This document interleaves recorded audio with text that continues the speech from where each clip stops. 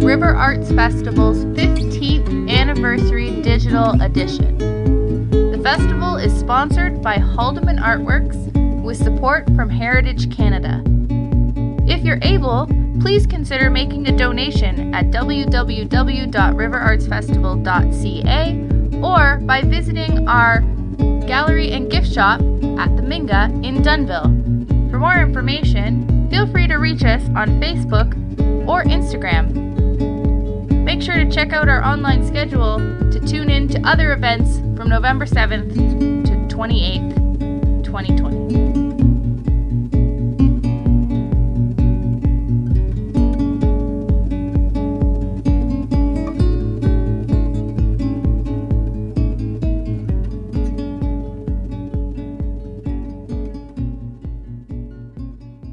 Hello everybody, welcome to another tutorial.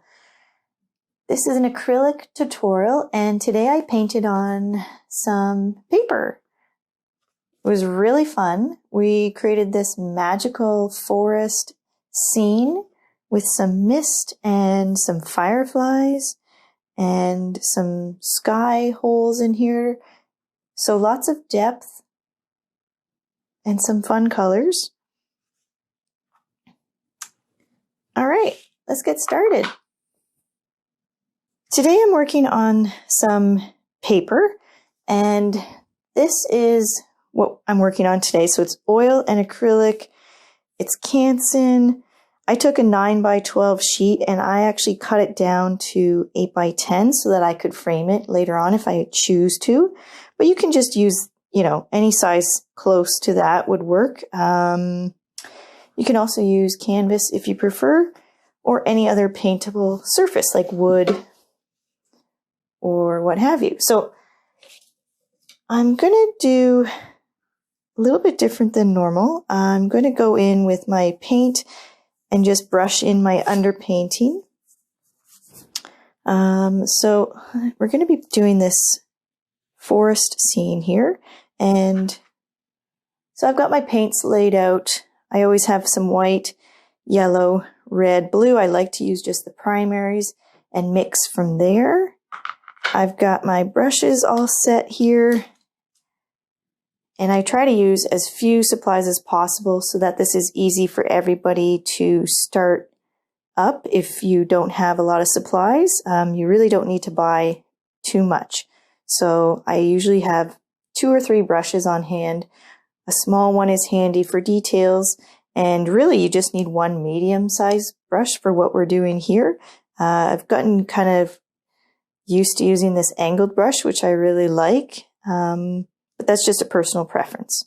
Okay, paper towel is good to have to dab your brushes after you've cleaned them, and some water for cleaning our brushes. Okay, so I've taped my paper down. This is just a masonite panel that I'm working on here, and it's nice so that my paper doesn't shift and it doesn't warp on me as I'm getting it wet. And I'm just using this masking tape here, half on the paper and half off the paper. So also gives me a nice white border at the end, which I like. So I'm going to start by laying in my sketch here, and I'm going to mix a purple color for that. So I like to take about 2 scoops of red to 1 scoop of blue. Just give that a good mix.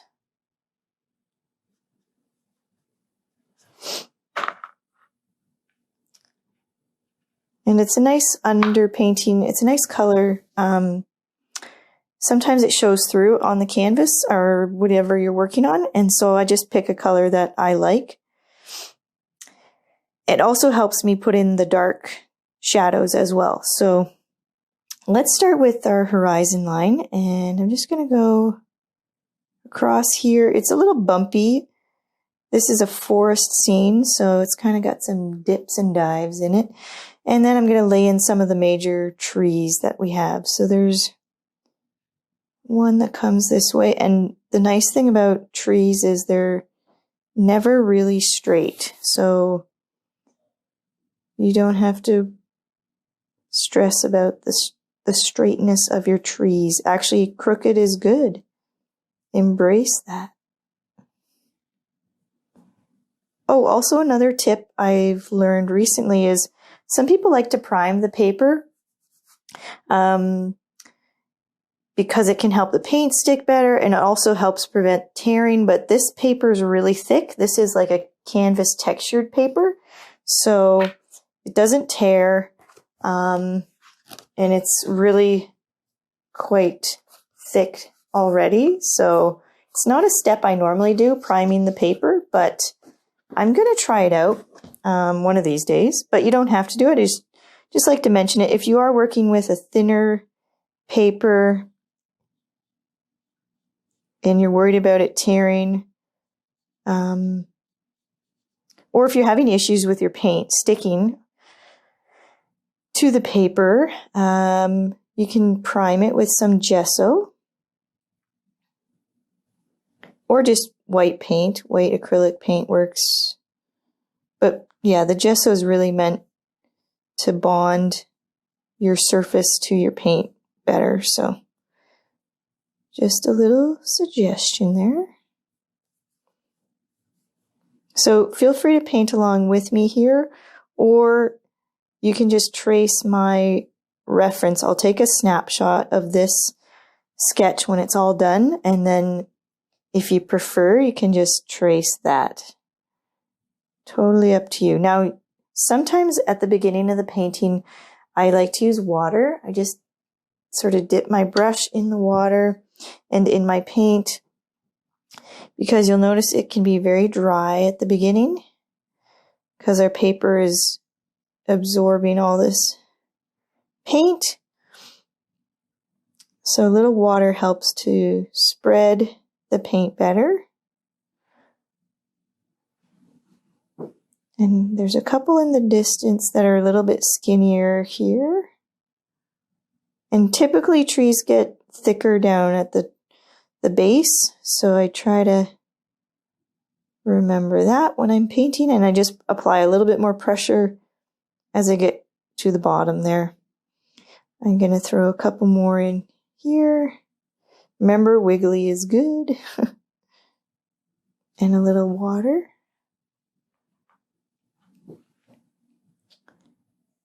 Maybe one over here. Feeling my inner Bob Ross right now with the happy little trees over here and there. Now, this is just going to be some foliage on the trees on the top here. And there's a lot of it, so I might do a different technique here. Let me just get a bit of this in so you can see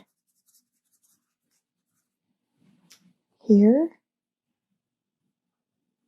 Okay, so I think that's pretty good. Maybe a couple more.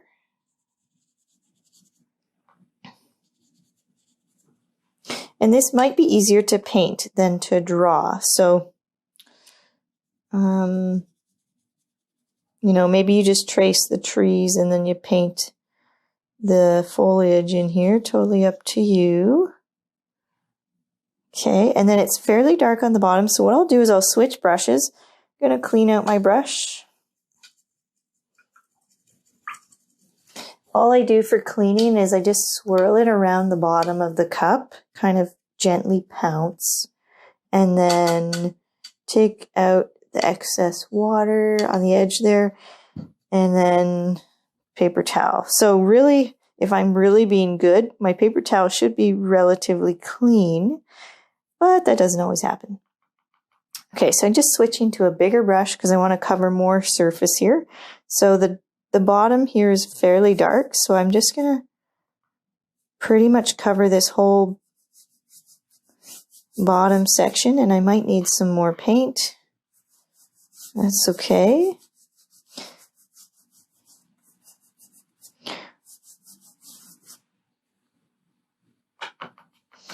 What I might do is just fade it up because I don't really want to lose those trees there. So I'll just wash it up here lightly just by adding more water to the paint here so I can still see my trees.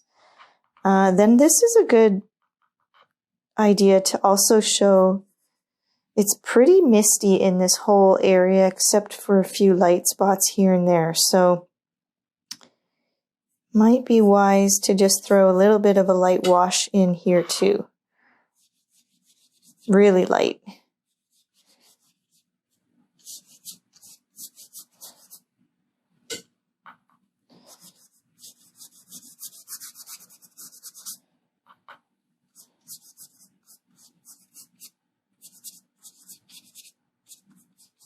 Okay, that's pretty good. So I'll take a snapshot of this so you can see and trace if you like it.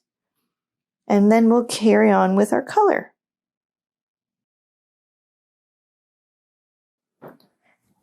Okay, so the predominant color in this painting is going to be a teal, misty color, and then there's like a little bit of green, and some bright fireflies are going to pop out. So let's make that teal background color, the misty color.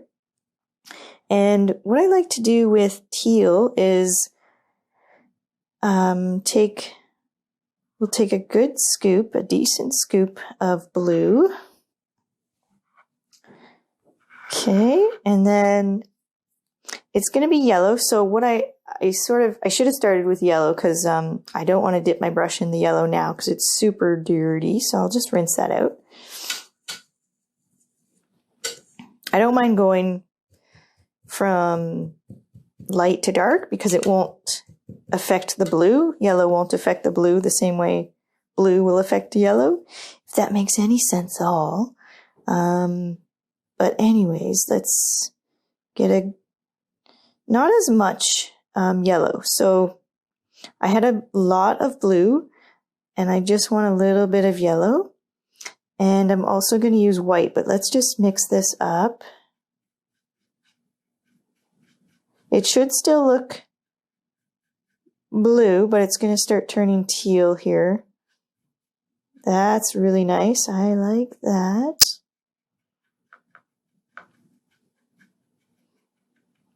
Okay, that's a good color. I also want a lighter version of this, so a nice way to do that is just to take some of that and then simply add some white.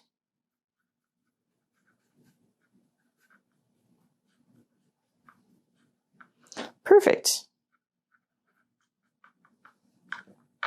And if you're having trouble with this color, you know, getting the right shade, I find a helpful tip is just to look at the color, and if it's reading, let's say it's reading to red, okay, then kind of look at your other colors and say, okay, if it's too red, then I need to add blue and yellow, right? If your color is too green, let's say, you would go to the opposite color of that. So green is made up of yellow and blue, right? So we know the other color that we are missing is red. So you just kind of have to look at the color wheel and look at the opposite colors of what is showing up and what you don't like about it to adjust it. Okay, so I think I'll just go in and add this color. Nice. Sometimes you can't even tell really what it looks like till you put it on your painting. So that's a nice surprise.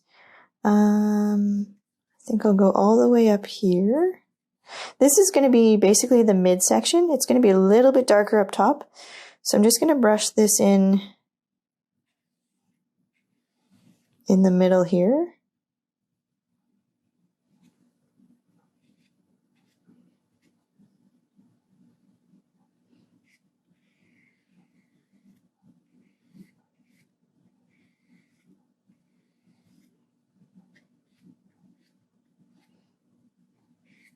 I don't want to lose my tree lines because I don't want to forget where those are. So I'm just painting gently around them. It's fine if you get some paint on them. Acrylic's very forgiving, so you can go over top of it. No worries. Another reason I like this angled brush is you can get a really good thin line with it. It seems to keep its shape fairly well. And you can get into some tight spots with the tip of it too, which is handy. So I can like do that kind of thing. Now my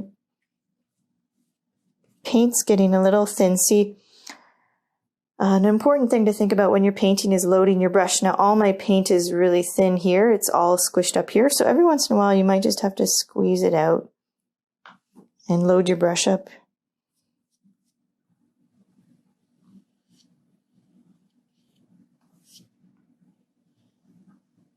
Another good way to get out that paint that's stuck when you have a big surface is to just drag it off like that.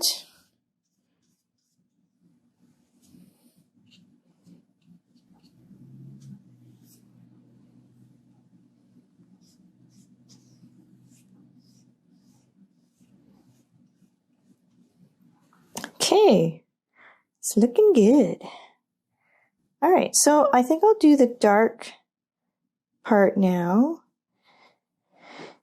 And this is really the top of my trees. And it kind of fades down here a little bit as well.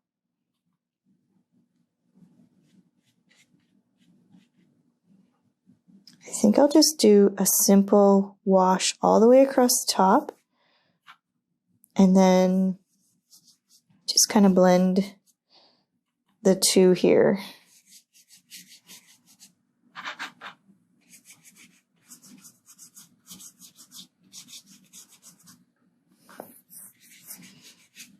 So acrylics dry very fast. So what I often do is just go back to the other color and I'll just soften the edges a little bit there. I just want to create a nice little gradient here between the two. Maybe go back to the dark as well. And bring it down.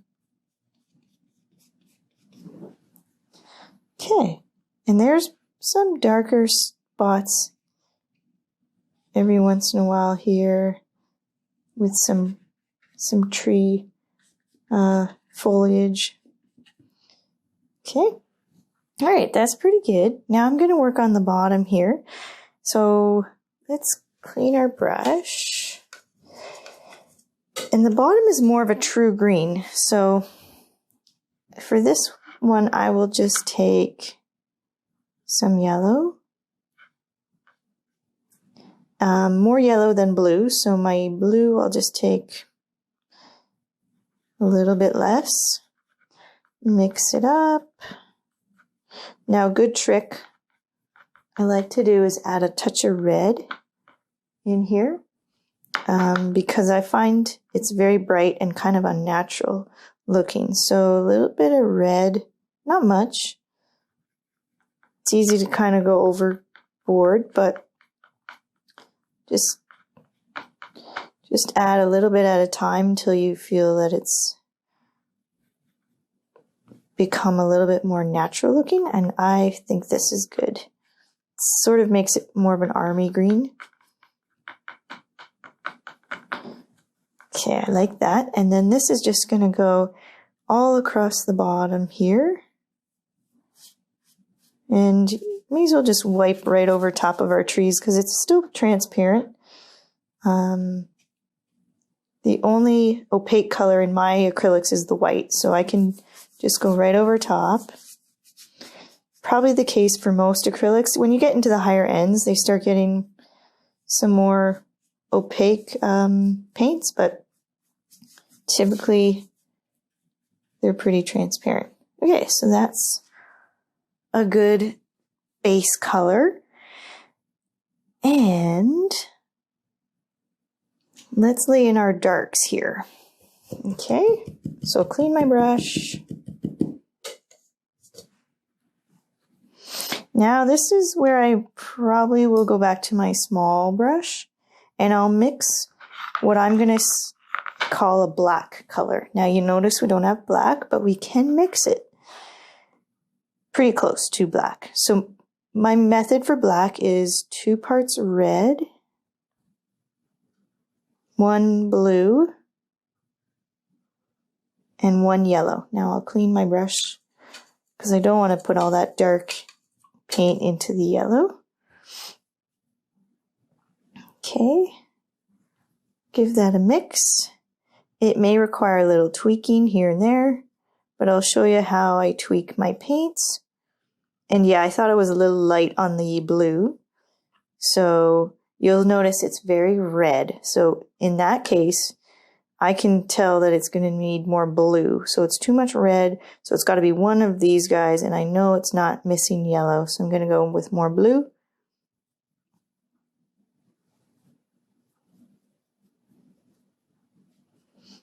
And all paints are different. So, you just adjust it based on your paint.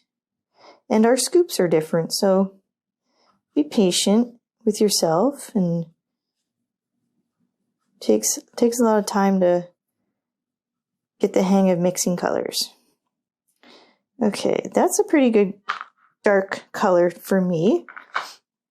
So I'm going to go in with that into my trees here, and I'm just going over top of the purple that I had laid in here.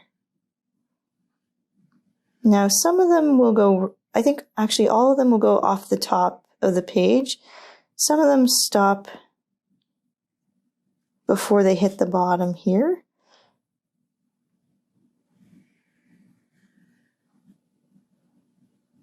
And some of them fade in the distance. So I will show you how to fade this color.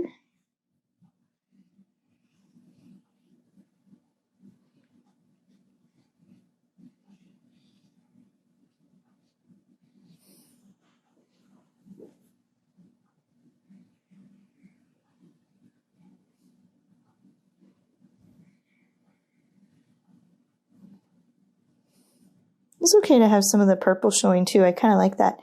I might lay this one in here. And now I'll show you how to make a faded out color. So basically when things are in the distance, they are less saturated. So we say desaturated. So I'll take a little bit of that dark color. I'm going to scoop up some white. The easiest way to desaturate a color is just to add white to it, but it can be a little bit more than that. When you have a bright color, basically you're toning it down. So you're going to think about adding the opposite. With black, it's really just white is the way to go. But if I had a bright orange, let's say, and I want to fade it into the distance, I would add the opposite of whatever's the opposite of that color. And that will muddy the color and kind of brown it a little bit and also desaturate it. Okay, so I'll put in a couple of these desaturated trees in the background, and that'll help them feel like they're in the distance a little bit more. I'm just throwing in some new ones here.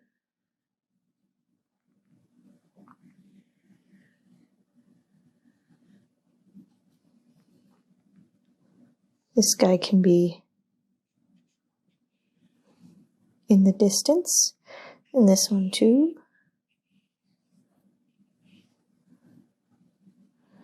And let's throw a couple more back there, maybe some water.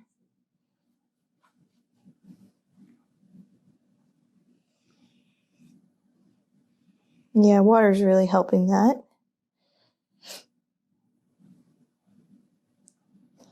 And I think I'll stop there. Okay, so that's pretty good.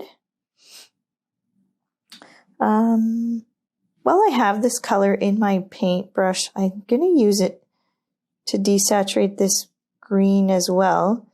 So I'm just going to hit the tops of this to sort of fade that into the background as well. Okay. All right, that's pretty good. Clean out my brush.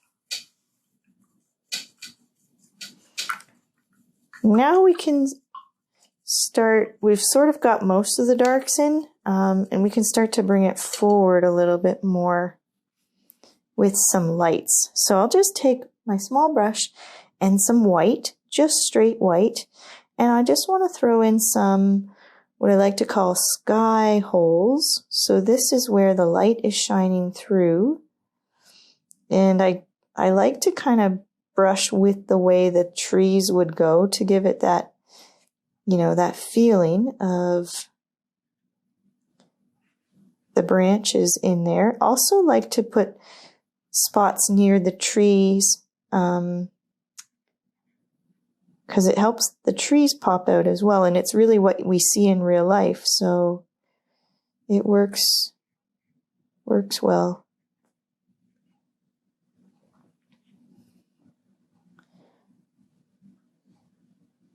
Can be easy to get kind of carried away with these sky holes, so try not to put, you know, if you're looking from a photo, try not to do every single one you see in the picture, because we're trying to simplify everything in the painting. That's our job as the artist, is to simplify it for the viewers.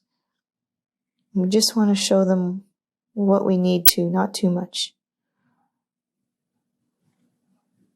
And sort of dance around and see if there's a spot that feels kind of empty or lonely, and maybe throw one in there. There's a little bit of light down here. Okay, that's pretty good. Maybe a couple more there.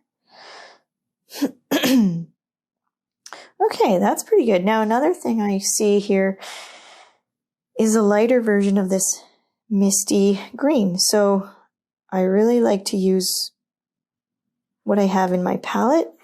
So I'm just adding some white into that color, this background color here. And I'm just going to lighten up a little bit down here. We could use a bigger brush, but I think I'll just stick with this small one for now. And again, you can still do the same sort of brush strokes in here. give it that feel of the tree branches floating around.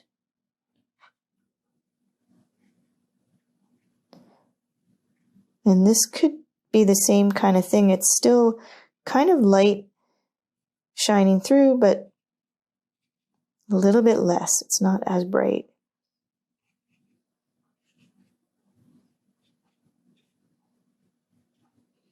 And again, I just kind of dance around and make sure everything has some of this treatment here. No spots are left out. Okay.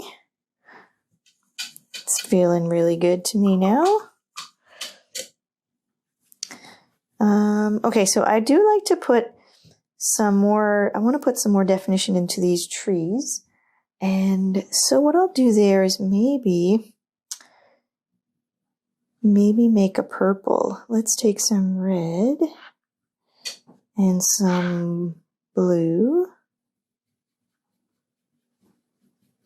And that's a little on the dark side, so I'll just lighten it up with a bit of white. Purple makes a great shadow and a great highlight on a shadow. So shadowed areas still have highlights, and it's really nice to show that because it gives them some more interest. So I'm just going to take this in a few spots on these trees, not all of them, but just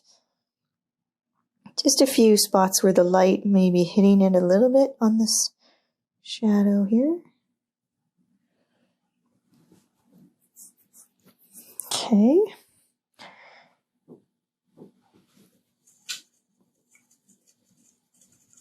Now I think we need a little bit of treatment down at the bottom part here where it's kind of grassy. So let's take, let's see, some white. Again, I'm always trying to use whatever I have in my palette. So I'm just adding white in here.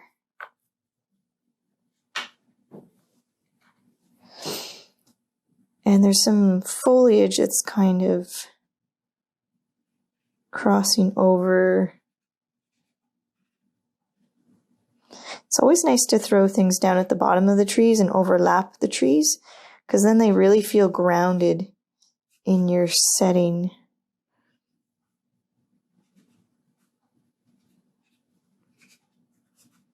It's still fairly dark on the bottom, so I won't do as much down there. Okay, that's nice. Now, I think I might take some white and add it into this one here.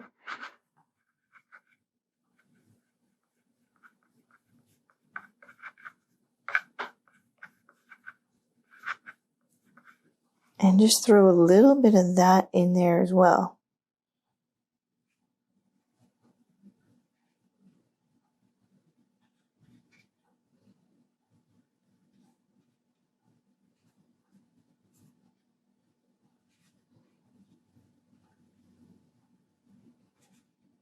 Okay.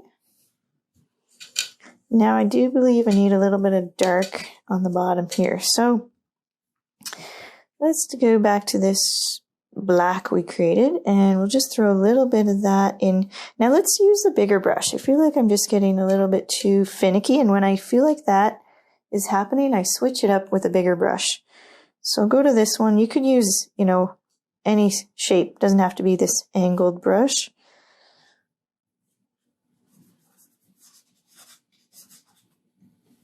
And there's also a little bit more of this dark shade up here in the trees.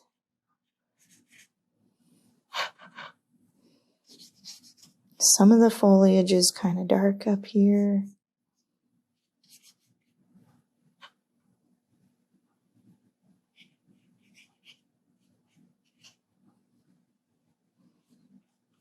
And again, I sort of paint it with the swoops of the tree branches and how they would be shaped.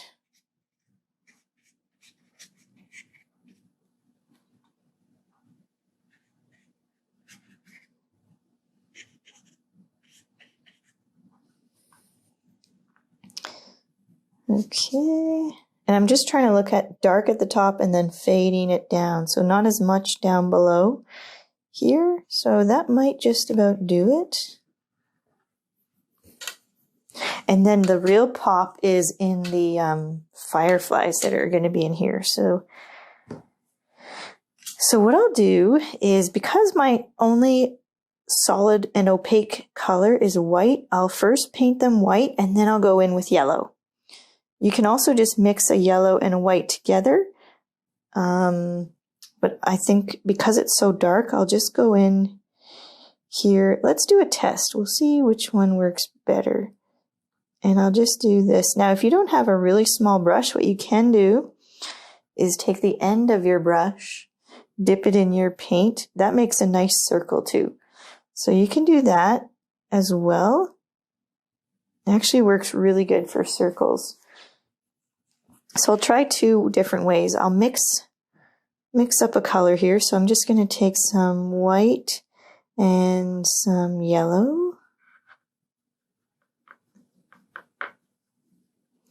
And let's just do a test and see which one we like best. I think I might do the dip here. Now you do need a good amount of paint, so just make sure you have enough paint in there. I'll take a little bit more.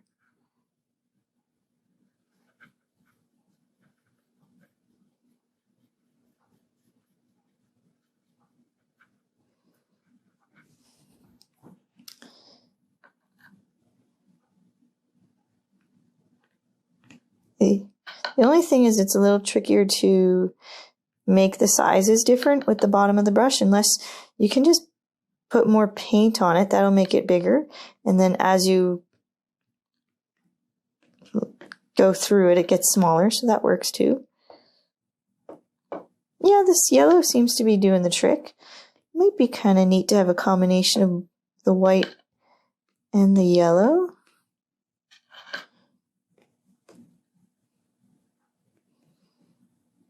And maybe there's some really big ones too.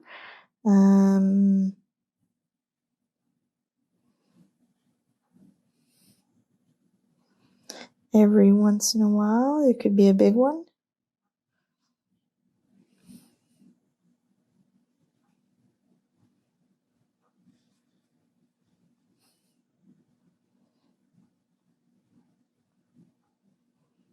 You can just kind of swirl it right on the paper too. That's nice looking. And don't forget to overlap the trees, because that'll again make it feel, give you that layered effect. And these kind of fade up here, so there's not as many up top here as down below. You can do little clusters of them together too. And again, this is something I could easily get carried away with, but you do it until you feel like you've got enough in there. It's quite a magical little scene here.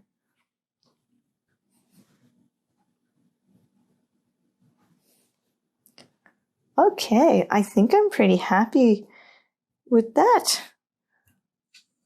So yeah, take a look from afar. Sometimes you have to look at it from across the room, step out of the room and come back to it.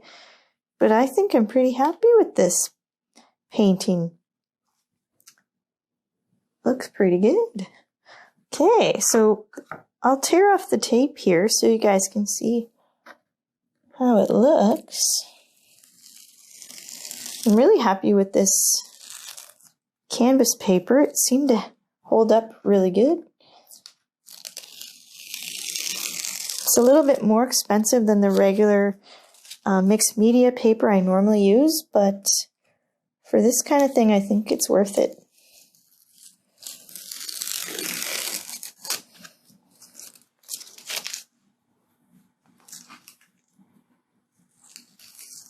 Oh, small tear.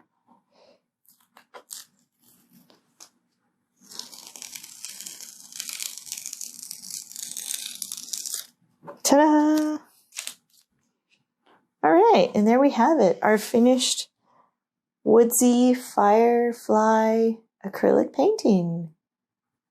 Hope you guys enjoyed that. It was a nice little quick paper tutorial, but like I say, use whatever you have on hand. All right, thanks for watching, guys. Take care.